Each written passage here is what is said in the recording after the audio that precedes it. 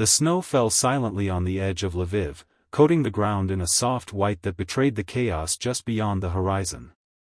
Maria Ivanova, a 63-year-old baker with kind eyes and flour-dusted hands, stood outside her tiny bakery, one of the last still operating since the attacks began. Her sign, once brightly painted with sunflowers and cinnamon rolls, now hung crookedly, chipped by stray debris.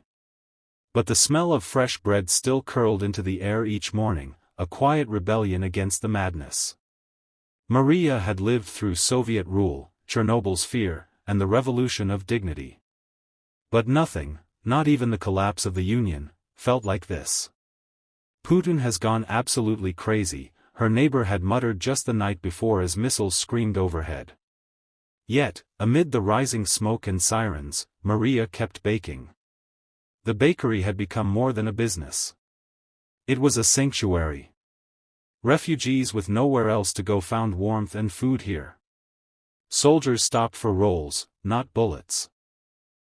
Children drew chalk hearts on the walls. Maria gave away more than she sold. Her son, Petro, begged her to leave, to come to New York with him and his American wife.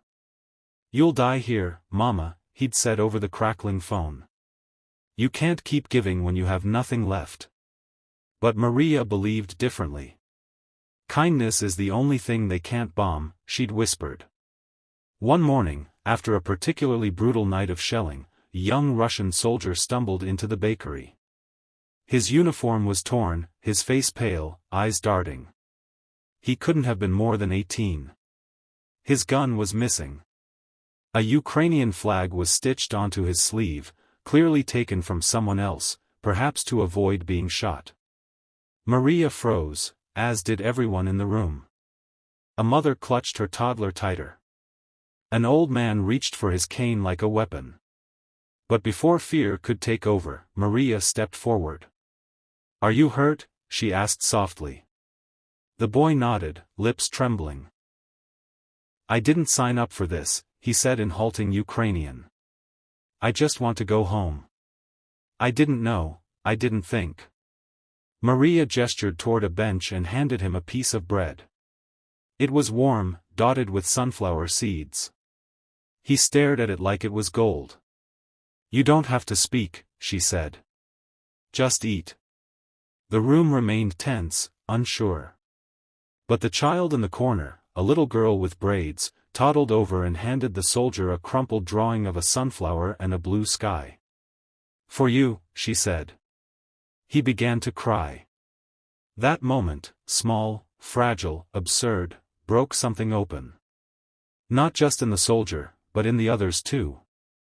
The fear dissolved, just a little. For the next few days, Maria sheltered him in the back room, away from patrolling troops. She gave him tea and a blanket. She didn't ask questions. Only listened. Eventually, the soldier turned himself in at a local checkpoint. He begged to help with aid efforts. "They lied to me," he said. "I want to do something good."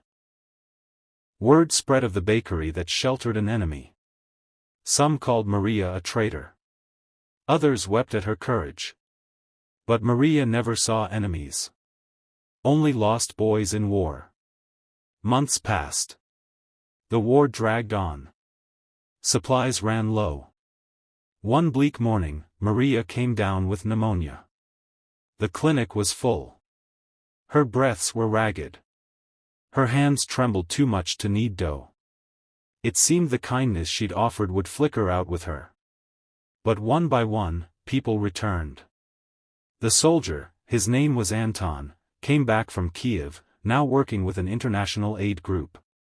He brought antibiotics and flour. The mother whose child had drawn the sunflower brought eggs. A local mechanic offered to fix the bakery's shattered windows. An American journalist, having heard the story, ran a feature that went viral. Donations poured in. Petro flew in from New York, tears in his eyes, astonished. "You did more here than I ever could there," he said, holding her hand. Maria recovered slowly. But something larger bloomed in her absence. The bakery became a cooperative, a place of healing and feeding. Ukrainian, Russian, Roma, Tatar, all working side by side. It didn't matter who you were. If you needed bread, you had a place. The final snowfall came late that year. Maria sat by the window, watching children build snowmen outside the bakery. A little boy placed a sunflower on one's head like a crown. In a world gone mad, one woman's refusal to hate had built something unbreakable.